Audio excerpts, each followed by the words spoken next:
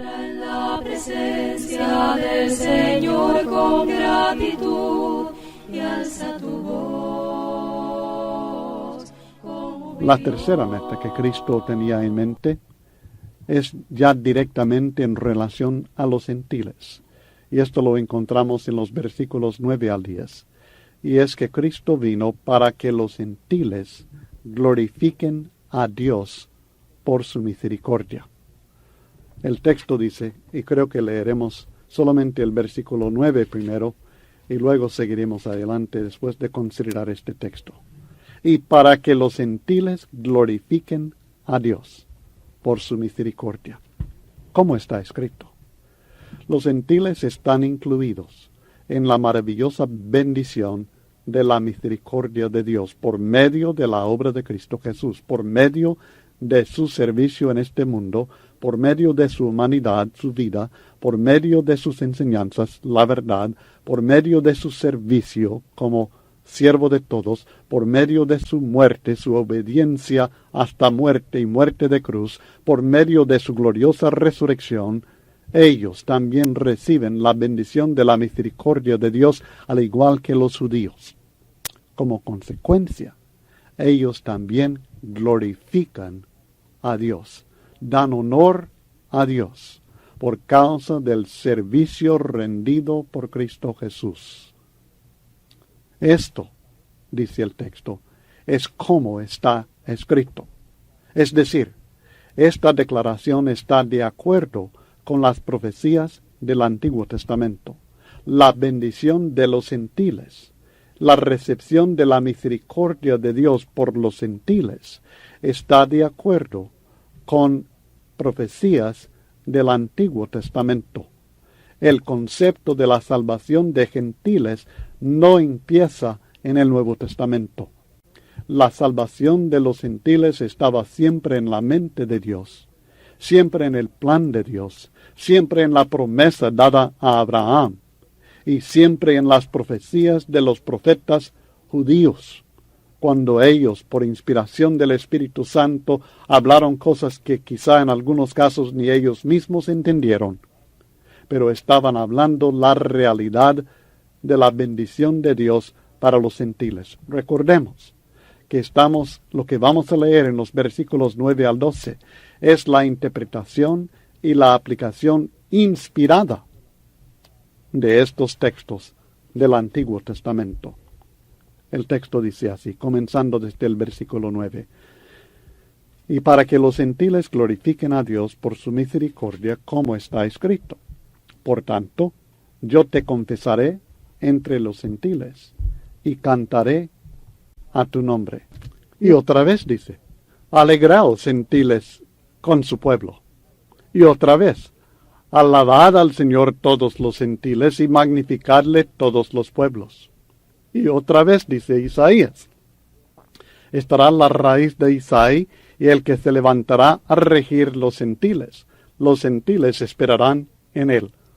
De modo que hay 4 citas aquí, 4 citas para confirmar que lo que Pablo está aquí enseñando, que Cristo Jesús vino a ser siervo de la circuncisión y para que los gentiles glorifiquen a Dios por su misericordia. 4 textos del Antiguo Testamento para confirmar que la misericordia de Dios se había prometido también para los gentiles por medio de la persona del Mesías, del Cristo que vendría. Y esto que es como si nosotros predicáramos un sermón y dijéramos algo y luego empezamos a citar de Mateo y de Hechos y de Romanos y de Judas para confirmar lo que estamos diciendo. Y dice Isaías y dice otro texto y dice otro texto y dice otro texto confirmando. Y esto es lo que estos textos significan. De modo que cuando encontramos en el segundo libro de Samuel, en el capítulo 22 y el versículo 50, en el cántico de David, las palabras, y cantaré a tu nombre, te confesaré entre los gentiles y cantaré a tu nombre, el cumplimiento perfecto, completo de aquella sombra, de aquella declaración, se encuentra en la bendición de los gentiles con la misericordia de Dios y el hecho que los gentiles glorifican a Dios por esta misericordia. Lo mismo de Deuteronomio 32:43, alegraos gentiles con su pueblo, alabad al Señor todos los gentiles y magnificarle todos los pueblos, y estará la raíz de Isaí, tomado de Isaías 11:10, y el que se levantará a regir los gentiles esperarán en él. Todo esto estaba hablando de la bendición de los gentiles, la misericordia de Dios para con ellos, y que ellos iban a glorificar a Dios por esta misericordia.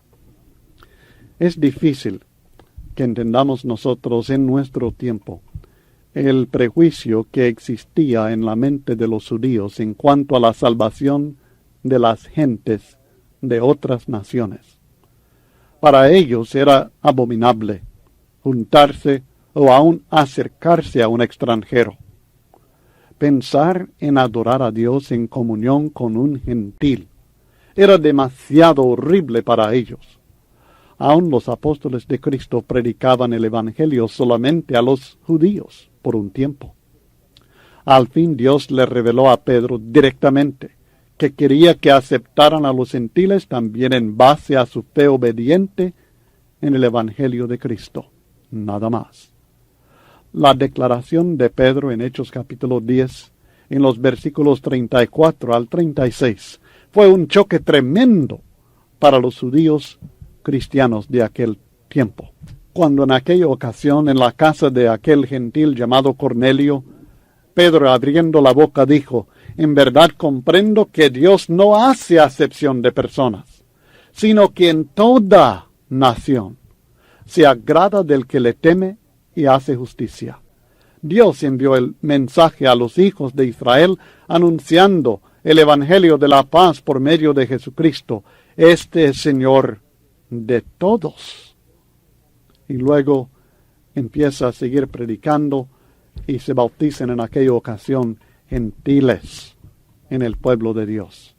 Este fue el resultado de su predicación en aquel día, el bautismo de los primeros gentiles que entraron en comunión con los santos judíos y recibieron el perdón de sus pecados por la gracia de Dios. De aquel día en adelante, tuvo que aclararse muchas veces y en lenguaje cada vez más clara que tanto los gentiles como los judíos pueden ser salvos por la gracia de Dios cuando por fe obedecen el Evangelio de Cristo Jesús. Esta verdad ha sido un tema fundamental en toda esta epístola que hemos venido estudiando, desde Romanos 1:5, en el cual el apóstol Pablo declara por quién recibimos la gracia y el apostolado para la obediencia a la fe en todas las naciones, por amor de su nombre. Y luego en el 1:16, que declara que el Evangelio es poder de Dios para salvación a todo aquel que cree, al judío primeramente y también al griego. Y ahora, en esta parte posterior de la carta, en el capítulo 15 del 8 al 21, nos enseña nuevamente que Cristo vino para salvar a judíos y gentiles por la misericordia de Dios. Y nos aclara, además, que esta gran verdad fue profetizada en el Antiguo Testamento por profetas judíos. Las escrituras hebreas hablaron de antemano de la salvación de gentiles, también por la gracia de Dios. En Romanos 15, 9 al 12, Pablo está enseñando acerca del hecho que la salvación, la misericordia de Dios se extiende a los gentiles y que las escrituras hebreas hablaron de antemano de esta salvación de los gentiles por la gracia de Dios. Para comprobar su punto, cita varias profecías, una de las cuales es muy conocida, pero poco entendida hoy día. Porque en Romanos capítulo 15 y el versículo 12, el apóstol Pablo cita la profecía de Isaías capítulo 11 y el versículo 10. Y otra vez dice Isaías: estará la raíz de Isaí, y el que se levantará a regir los gentiles, y los gentiles esperarán en él.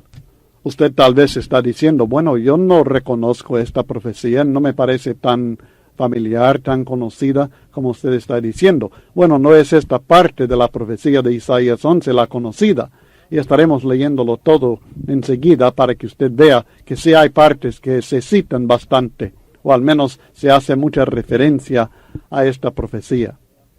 Sin duda, cuando Isaías pronunció estas palabras, es probable que ninguno entendió su significado. Estaba hablando, según el apóstol Pablo, de la salvación de los gentiles por la misericordia de Dios en el Evangelio de Cristo. No creo que Isaías o las personas a las cuales él enseñó o profetizó hayan entendido esto. Estoy seguro que los eruditos judíos en el tiempo de Cristo no lo habían entendido. Hasta el día de hoy muchas personas no lo entienden y lo siguen interpretando en términos materiales en vez de los espirituales que el apóstol Pablo, guiado por el Espíritu Santo, designa para esta profecía.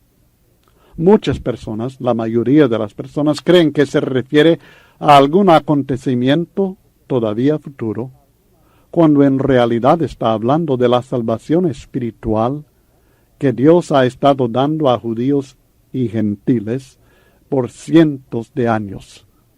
Creen que habla de una paz material, cuando en realidad habla de la paz maravillosa que Dios hizo posible entre gentiles y judíos por medio de Cristo Jesús en la iglesia del Señor. La Biblia lo comprueba, como veremos nosotros. Vamos a leer el texto de Isaías capítulo 11, los primeros 11 versículos. Saldrá una vara del tronco de Isaí, y un vástago retoñará de sus raíces. Y reposará sobre él, a propósito, Isaí es el papá de David, así que estamos hablando de la descendencia de David. Y reposará sobre él el espíritu de Jehová, espíritu de sabiduría y de inteligencia, espíritu de consejo y de poder, espíritu de conocimiento y de temor de Jehová. Y le hará entender diligente en el temor de Jehová. No juzgará según la vista de sus ojos, ni arguirá por lo que oigan sus oídos, sino que juzgará con justicia a los pobres, y arguirá con equidad por los mansos de la tierra, y herirá la tierra con la vara de su boca, y con el espíritu de sus labios matará al impío. Y será la justicia cinto de sus lomos, y la fidelidad ceñidor de su cintura. Morará el lobo con el cordero, esta es la parte más conocida. El leopardo con el cabrito se acostará. El becerro y el león y la bestia doméstica andarán juntos, y un niño los pastoreará. La vaca y la osa pasarán, sus crías se echarán juntas, y el león como el buey comerá paja. Y el niño de pecho jugará sobre la cueva del áspid, y el recién destetado extenderá su mano sobre la caverna de la víbora. No harán mal, ni dañarán en todo mi santo monte, porque la tierra será llena del conocimiento de Jehová, como las aguas cubren el mar. Acontecerá en aquel tiempo que la raíz de Isaí, la cual estará puesta por pendón a los pueblos, será buscada por las gentes, y su habitación será gloriosa. Asimismo acontecerá en aquel tiempo que Jehová alzará otra vez su mano para recobrar el remanente de su pueblo que aún quede en Asiria, Egipto, Patros, Etiopía, Elam, Sinar y Amat, y en las costas del mar. Y levantará pendón a las naciones, y juntará los desterrados de Israel, y reunirá los esparcidos de Judá de los 4 confines de la tierra. Esta es la lectura hasta el versículo 12. ¿Ha visto usted al lobo en paz con el cordero? ¿El leopardo con el cabrito? ¿Un niño de pecho jugando sobre la cueva del áspid? ¿Ha llegado un tiempo de paz mundial entre las naciones? ¿No? No, no hemos visto ninguna de estas cosas suceder en forma material. Por esta razón, muchas personas piensan que todo esto tiene que suceder en forma material en algún tiempo venidero, cuando Cristo supuestamente reinará sobre la tierra en un futuro milenio de paz. Creen que Isaías habla de un tiempo en que no habrá guerra aquí en la tierra. Esperan ver este mundo material, convertido en un verdadero paraíso terrenal, con la paz extendiéndose hasta los animales. Pero en verdad, el profeta Isaías habla de algo mucho más maravilloso y mucho más importante que la paz material entre las naciones y entre los hombres y el reino animal. Según las Escrituras, no tenemos que esperar su cumplimiento en el futuro, sino que se ha cumplido y sigue cumpliéndose por medio del Evangelio de paz en la Iglesia del Señor Jesucristo todos los días. Ciertamente Isaías habla de un tiempo de bendición maravillosa para el ser humano. El apóstol Pablo nos revela claramente cuál es el tiempo y cuál es la bendición profetizados por Isaías. El tiempo de esta profecía, de su cumplimiento, el tiempo se inició con la venida de Cristo a esta tierra para morir por los pecados de todos los hombres. Esto es lo que acabamos de estar estudiando aquí en Romanos 15. La bendición, que también en este texto en Romanos 15 la hemos visto.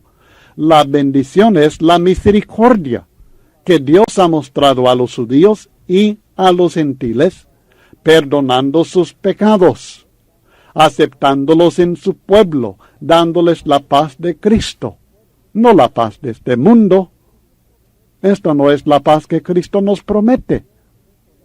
Lo hizo. Dios hizo esto cuando estas personas obedecieron el Evangelio de Cristo. Y Dios lo sigue haciendo cuando hombres hoy día obedecen el mismo Evangelio de paz que predicaron los apóstoles en el primer siglo. La paz profetizada por Isaías no es material. Debo decir, no es meramente material. Es superior a la paz material. Es una paz espiritual. El lobo ha estado morando con el cordero desde que el Evangelio hizo posible la salvación de judíos y gentiles en un solo cuerpo por la gracia de Dios. Porque la enemistad entre el lobo y el cordero no se compara con la enemistad entre judíos y gentiles, entre hombres pecadores que necesitan de la salvación y la paz con Dios y entre los hombres. Esta paz es la que Dios promete. Es la paz con Dios y la paz entre hermanos de diferentes razas, diferentes niveles socioeconómicos, diferentes costumbres, diferentes idiomas, diferentes niveles intelectuales y diferentes nacionalidades, aún diferentes opiniones. En Romanos 15, versículos 8 y 9, Pablo nos ha explicado las razones principales por que Cristo vino a esta tierra, y estas las hemos estudiado. Pero en palabras sencillas, Cristo vino para salvar a judíos y gentiles por la misericordia de Dios, para que nosotros, unánimes, glorifiquemos a Dios por su misericordia. Declara que esto ya estaba escrito, la frase «como está escrito». Y una de las varias profecías del Antiguo Testamento en las cuales estaba escrito esto de la salvación de judíos y gentiles en un solo pueblo para glorificar unánimes a Dios, una de las varias profecías del Antiguo Testamento que hablaron de esto, Isaías 11 y el versículo 10. La raíz de Isaí que vino es Cristo Jesús. La bendición que dio a los gentiles como también a los judíos es la salvación, el perdón de pecados por la misericordia de Dios. ¿Cuándo? ¿Cuándo sucedió esto? ¿Cuándo se cumplirá? Se cumplió desde hace casi 2000 años. En Isaías capítulo 10, para tomar un poco del contexto. En Isaías capítulo 10, Isaías profetizó el castigo del pueblo de Israel por Dios a manos de la nación de Asiria, que fue usada como instrumento de Dios para castigar a su pueblo. La caída de Israel se simboliza en aquella profecía como un bosque de árboles que son cortados. Al cortar un árbol, ¿qué es lo que queda? Bueno, queda el tronco. Y si lo dejamos al tiempo, retoñará un vástago de sus raíces, si es que no está muerto. Con este símbolo empieza la profecía de Cristo en Isaías capítulo 11 y el versículo 1. Saldrá una vara del tronco de Isaí, Isaí siendo el padre de David, y Cristo Jesús es el David del Nuevo Testamento, el cumplimiento de aquella profecía. Un vástago retoñará de sus raíces. Y los versículos que siguen del 2 al 5 nos habla de la justicia de Jesucristo, la esperanza de Israel, el descendiente de David, hijo de Isaí, y del pueblo de Israel que quedó sin esperanza salió un vástago, la raíz de Isaí, Cristo Jesús, con el Espíritu del Altísimo sobre él. Cristo trajo un reinado de justicia en medio de la injusticia de los hombres. No solamente trajo la justicia, sino también la paz. En Isaías capítulo 11, los versículos 6 al 9 que acabamos de leer, describen esta paz en términos simbólicos. O sea, estas palabras que hablan acerca de cómo morará el lobo con el cordero, el leopardo con el cabrito, el becerro con el león, y la bestia domesticada todo, y la vaca y la osa, y el niño de pecho jugando sobre la cueva del áspid, y todo esto. Esta es una descripción poética, profética, simbólica, de la paz que ahora tenemos nosotros en Cristo Jesús. Pero alguien dirá, yo no veo cómo él puede hablar de la paz espiritual con la figura de animales. Esto ha de ser literal, material.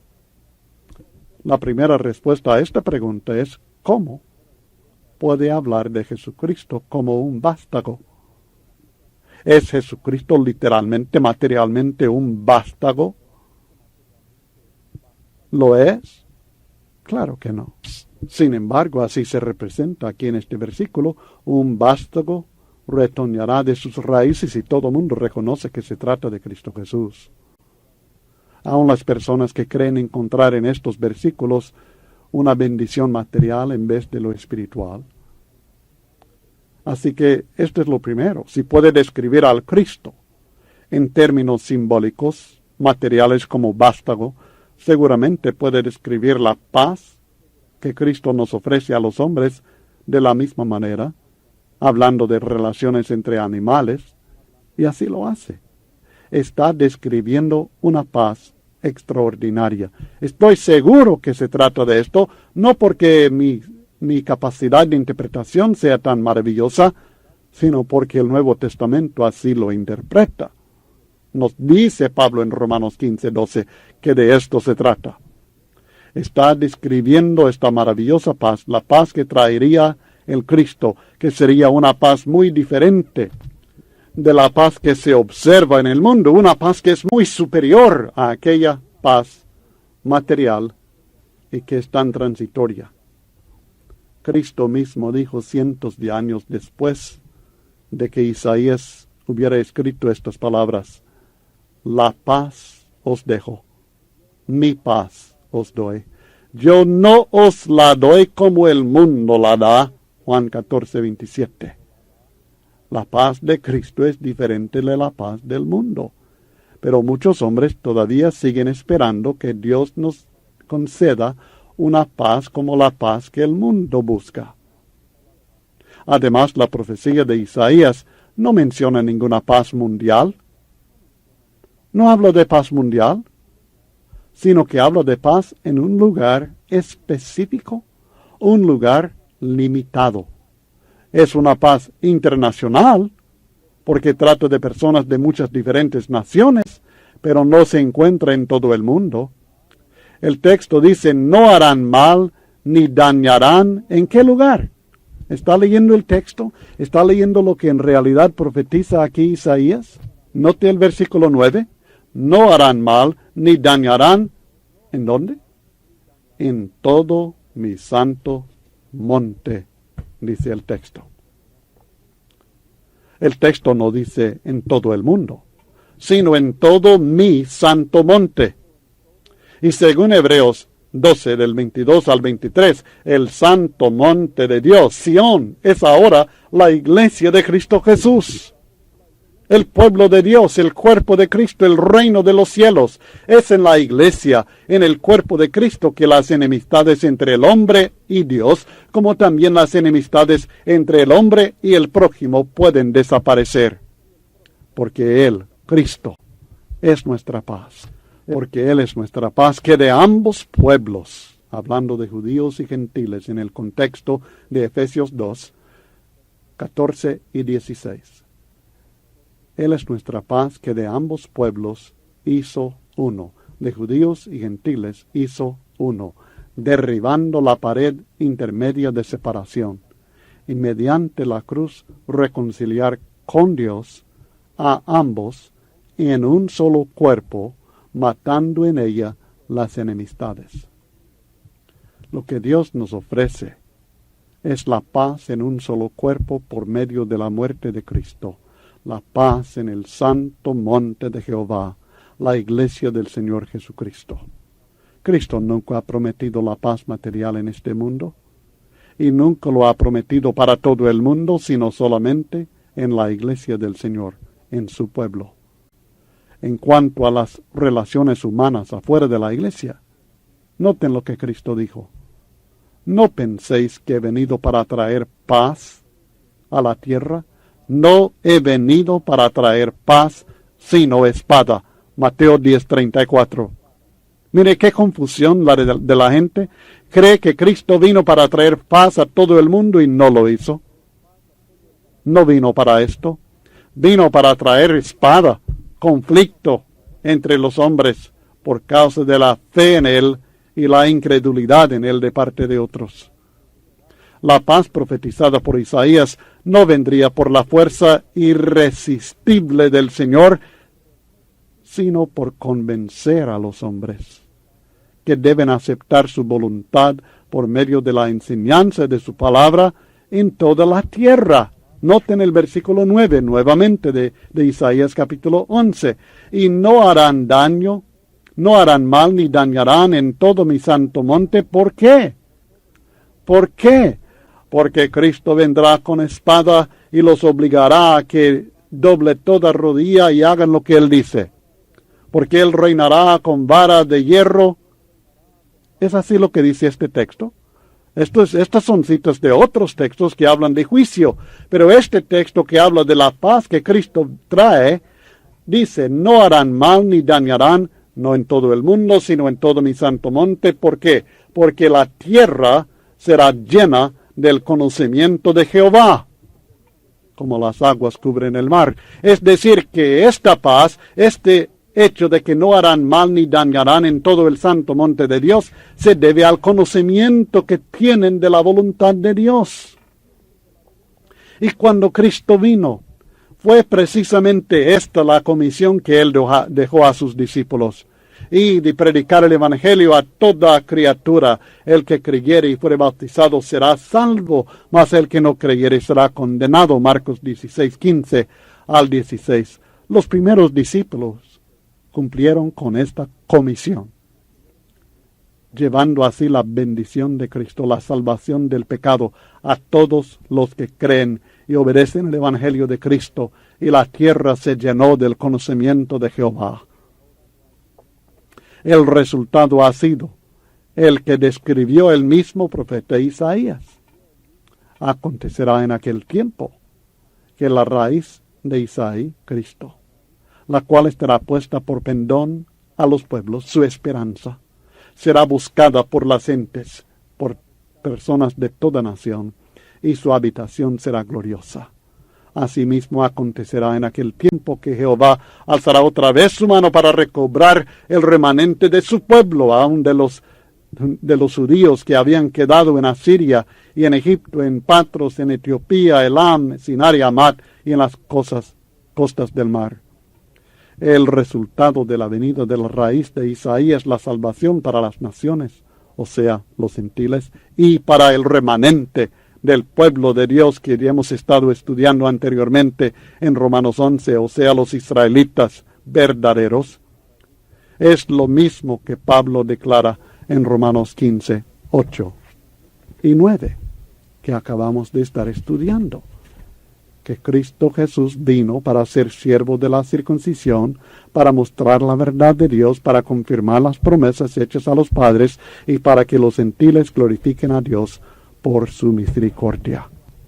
Cristo ya vino con salvación para judíos y gentiles, de acuerdo con profecías como la de Isaías, capítulo 11, y la profecía ya está cumplida.